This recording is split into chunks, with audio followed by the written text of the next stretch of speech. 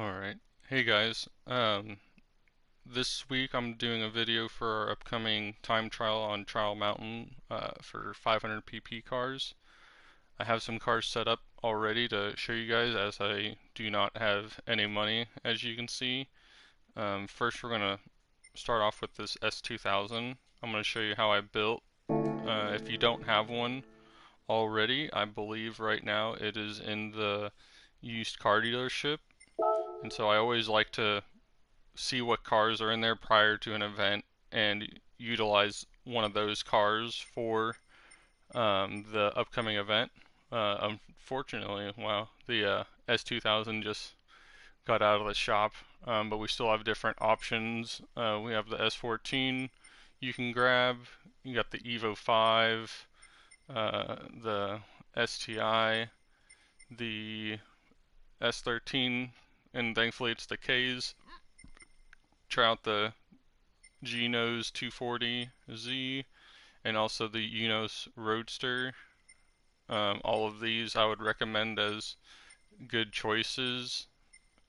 Let's see, I don't think there's nothing really down here. I did build a 930 to try out. I haven't driven it yet, so I'm not sure how good it is.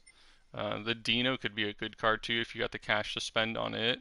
It's a lightweight car, which is mainly what you want to use for 500 pp. You want to look for something that's probably around 2,500 pounds or so, because most of the cars you're not going to do a weight reduction on with the way I build them. Because as you can see, I have a 3,100 pound S2000, which is kind of stupid, but we'll go over my build on here. So I got the Sport Softs on there. I haven't really experimented with different tire compounds, but the main thing that we want to reference again is our rotational G's. And so I think a good reference for the 40 mile per hour is you want around 114 or 113 for the rotational G's from what I've seen with the cars I have. And then as high of a mid-speed G as you can get. This one's 118. Some of the cars I have are 1317 and some are 1319 or 1419 or just somewhere around there. And then you want to get as low of a high speed G as you can as well. And in order to do that, you'll mess with your ballast positioning, and also your aero. So you can see I have 0 downforce in the front, 298 in the rear on this car, 176 ballast all the way to the rear, and a power restrictor of 79. I have the manual gearbox, and then as far as power, we have the low RPM turbo. I would have liked to kept it NA, which you probably can, but I didn't put any of these engine tuning parts in the car. I just did the bolt-on parts, and it was enough for the car. Racing air filter, racing muffler, racing exhaust manifold, stock brakes. There's no need for that at 500 pp. This car doesn't have a clutch or drive shaft in it. It's a pretty simple build.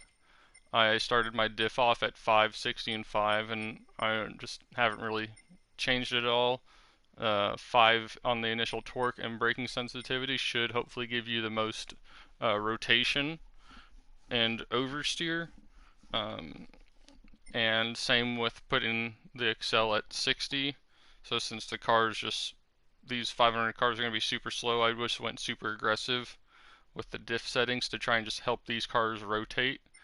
And then I also did the stock suspension on here, which with some of the cars you have to use for 500. Like I have the 240ZG, the Genos Z.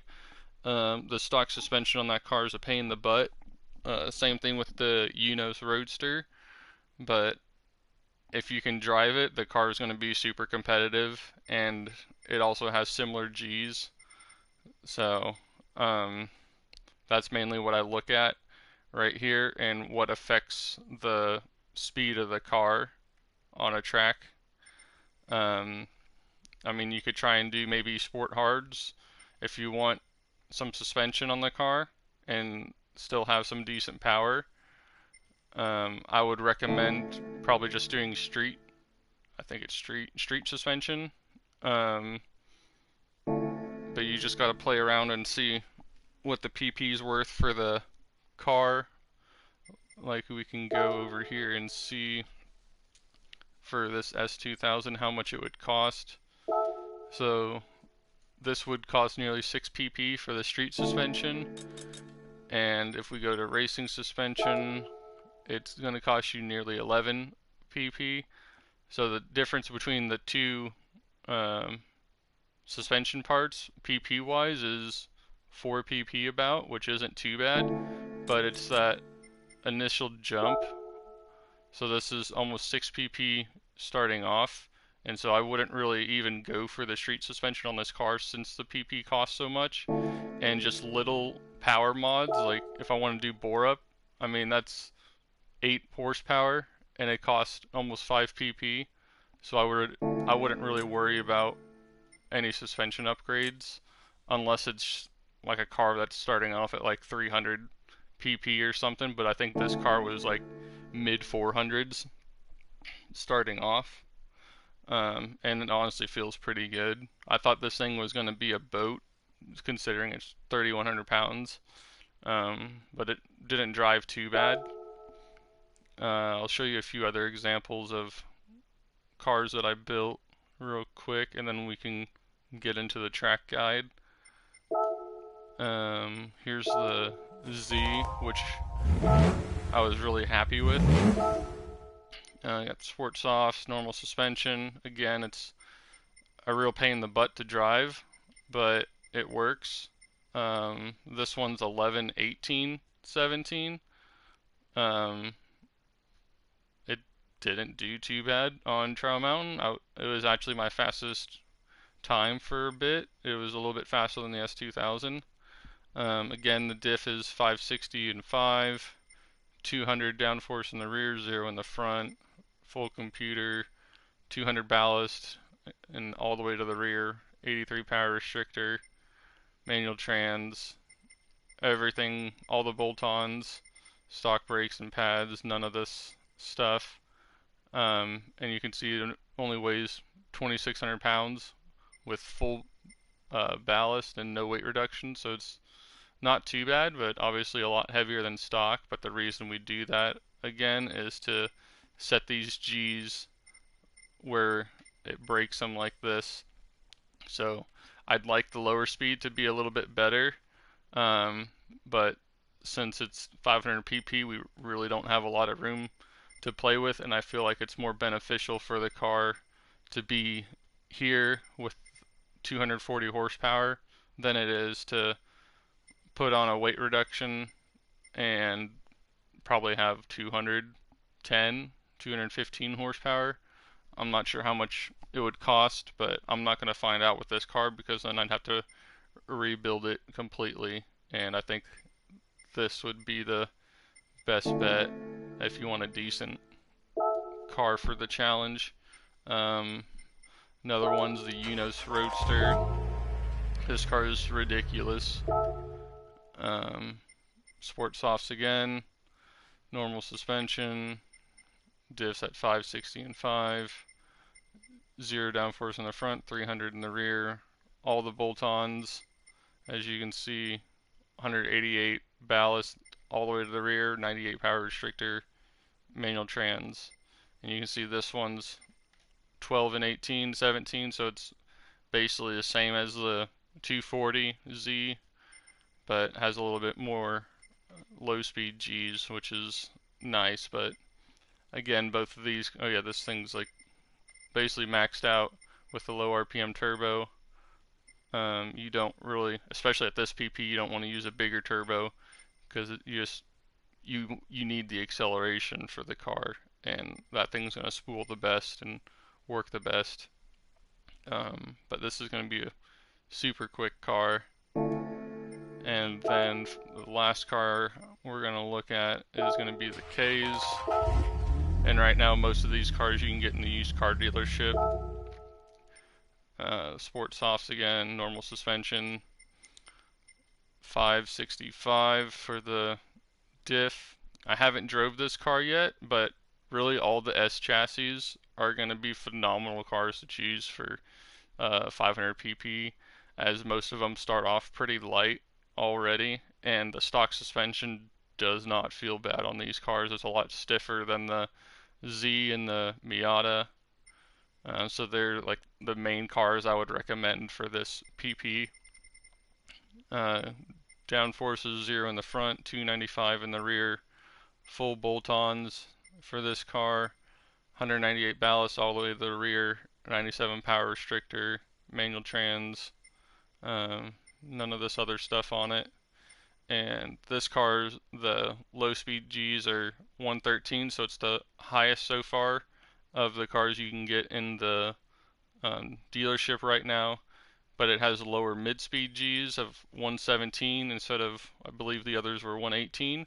But it has a low high-speed Gs too, which will help us in the straight. We'll have less drag and be able to accelerate quicker. And again, we're not going to be taking corners at 150 miles per hour in a 500 pp car, so what does it matter? And I also believe it has the highest 62 to 83 or 93 miles per hour, whatever it is. Someone told me that's a good reference to use, and I've been using it, and it's pretty accurate for the most part, as far as showing the speed of a car comparatively. M3 would also be a good car. This one doesn't have a good build on it. I tried to make it work, but it just doesn't have a good build on it. Starting off, I built it for something else and tried to make it for 500, but didn't work out. But if you have a stock M3, it would be a good platform to use, and I think it'd be super quick as well. But we're gonna hop into the S2000 and I'll show you a track guide for Trial Mountain. And again, if you guys have a hard time building a PP car, I did do a video on how to like figure out the PP system. If you guys want to go and refer back to that, if you have any questions, feel free to ask. But I didn't want to go too in depth about that since I made that video. But every PP is going to be a little bit different. 500 is going to be different, 600 is going to be different, 700 is going to be different. I mean, everything's going to be a little bit different. But once you figure out how the PP system works and which parts affect it how, it's pretty straightforward, I feel like, to be able to understand how it works and how to make the most of it so you can make the fastest car for the PP you're building a car for. But we're gonna hop in here, and I did some hot laps in an Aqua and a Prius just for fun, just to see what it would do. And the Aqua didn't do too bad, which was surprising, but it was also on racing softs, and then the Prius was on racing hards. But I'm gonna do this lap and see. So these final few corners I'll go over real quick, but I'll go more in depth later on. You want to cut in here and try and say like mid left corner, and then you just want to try and get over and on throttle as soon as possible, and just stay on throttle as soon as you can through that corner.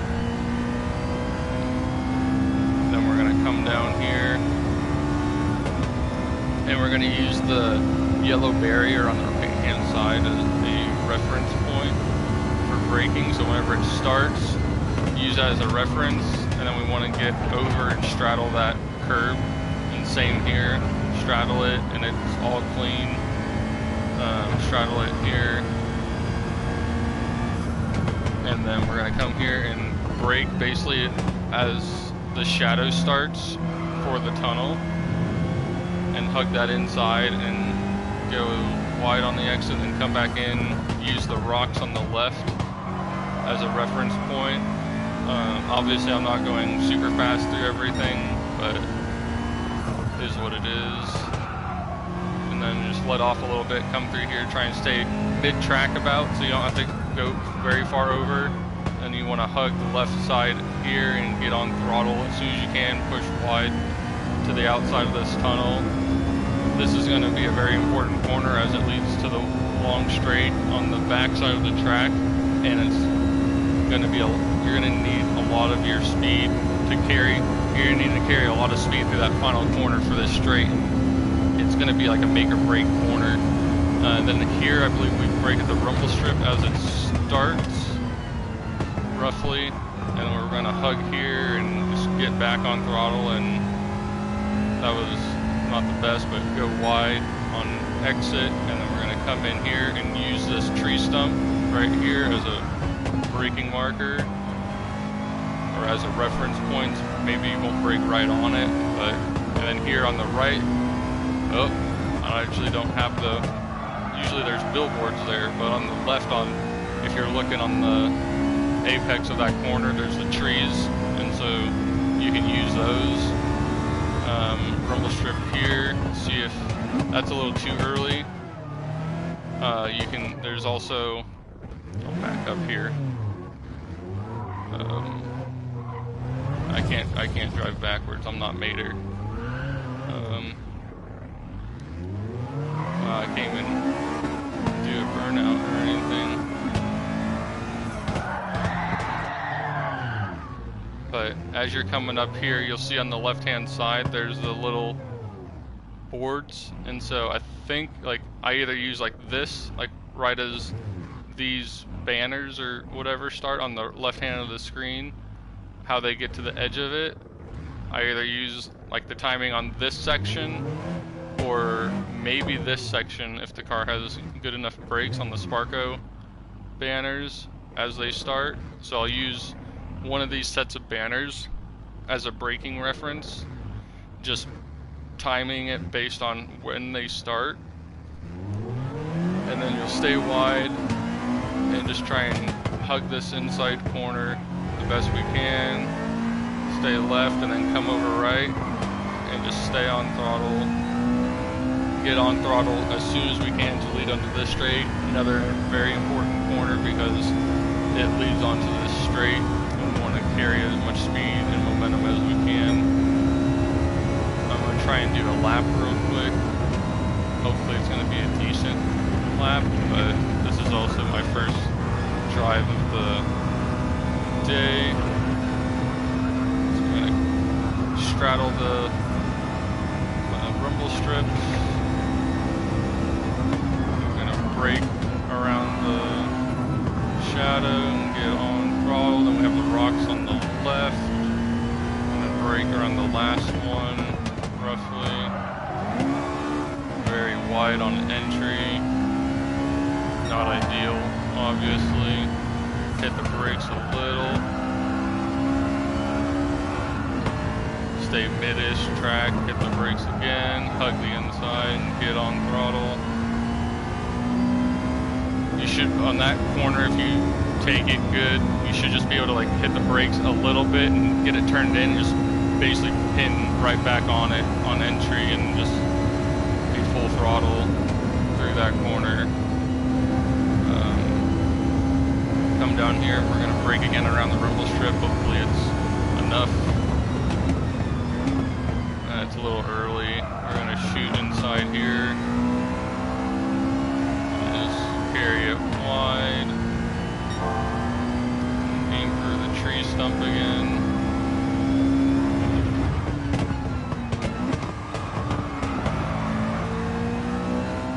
Downshifting to try and help rotate the rear end of the car. Use the trees on the left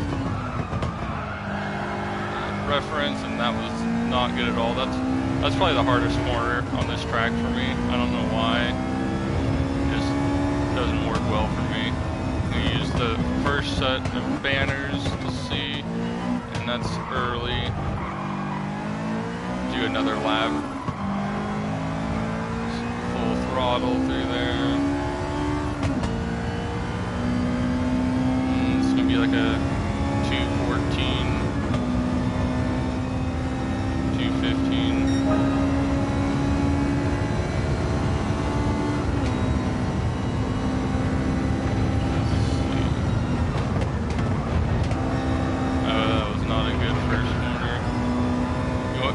first section is very important. You want to, after taking that first corner, you want to stay right as possible to set up for that left. Okay, well this lap's done. Let's go. Since I messed that up, I'll show you on corner 1.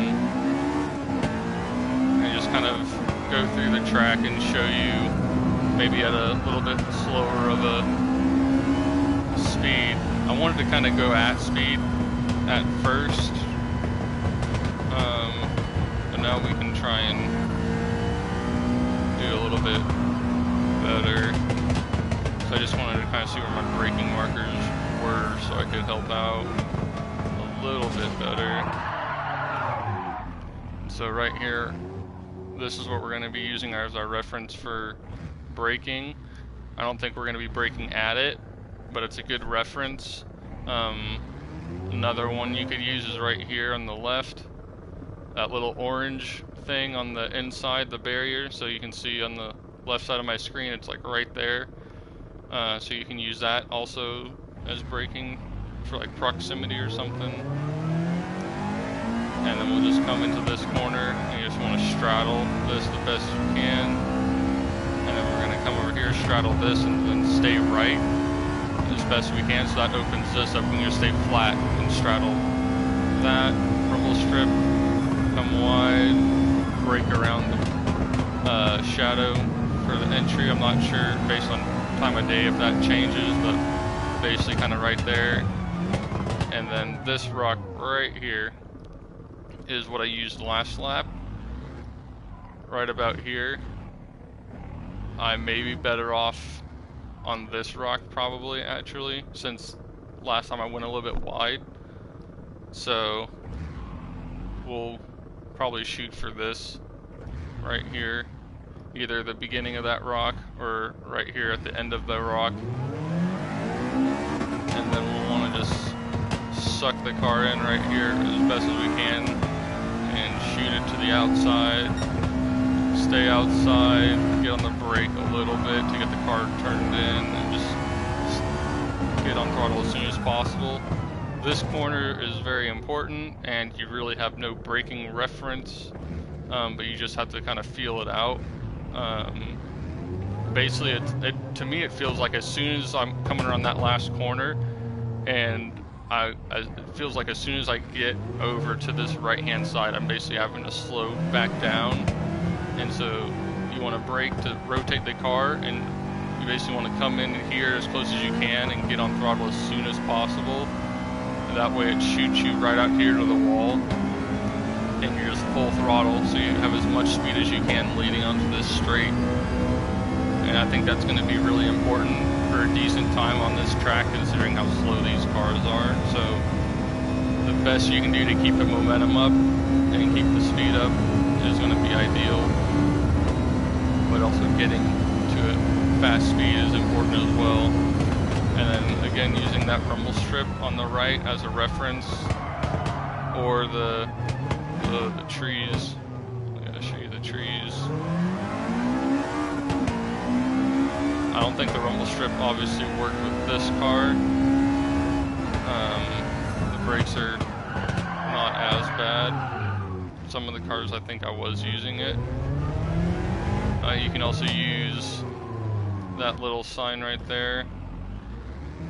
This little left-hand turn sign is another good reference point, using that. Wait, was this wasn't the turn with the trees, never mind. It's up here, but yeah, the beginning of the rumble strip and that little left-hand turn sign is a good reference point. And it'll come into here, go wide, go like mid-track, and then hug right again, and then we have this little tree stump that I always use that as like a braking marker. And so I think on this car I'll have to maybe brake a little bit after it, and not like as I'm like right with it or before it, but as you come past it. With this car, probably get on the brakes and then straddle this rumble strip again and just get on throttle as soon as you can to run wide there. And we'll run over here, and you can use the trees right there, those 3 trees, as a reference, I feel is good. Either like right as you're coming up to them like this, or as you get right to them, and then we'll want to hug and straddle this section the best we can as well, so that way, and then we can get on throttle as soon as possible pulling out of this corner as well. And then I think for this car we'll use the first set of flags right here, these apex flags. Start braking at the beginning of them right here, roughly. And we'll come into this corner and try and get on that rumble strip, stay left, and straddle this, and just full throttle through here. And we'll try and do another lap real quick. I think that'll be all for this video. If I can be a representative lap. Use the orange. Orange is a little early.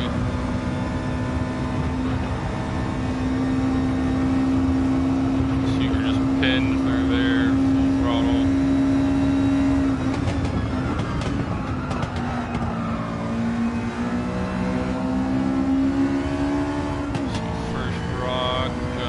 After, a little early.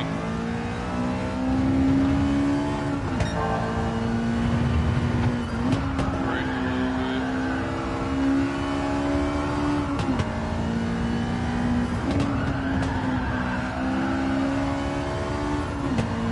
Sliding the car a little bit more than I want to, but I do like the rotation that gives a little bit, but definitely need to calm that down a little bit to not slide the tires, and obviously I'm losing speed doing that. I think we have to go a little bit after the rumble strips on this. Do the left-hand sign roughly. Better. Not good though. Not good at all. And a little bit after the tree stump.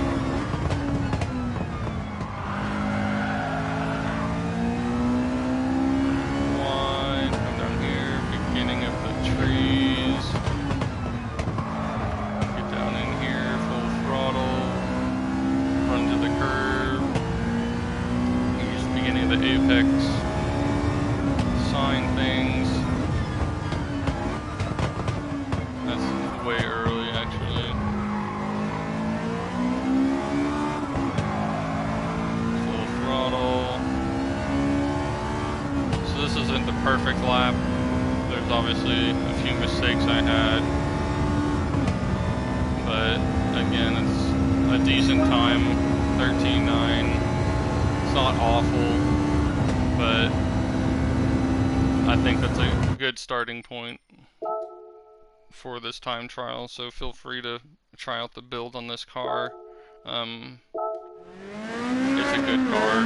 It's not the worst thing you could use, and it feels pretty good for stock suspension. It doesn't feel like super soft and like jumpy or anything, and it works. So it only went basically a second faster than a Aqua on Racing Softs, which I think is hilarious, but it went faster. So good luck for doing the time trials event coming up, and if you got any questions, let me know. Thanks for watching. Give me some feedback if there's anything else you guys like to know, and I'd be glad to cover it. So thanks again, and good luck.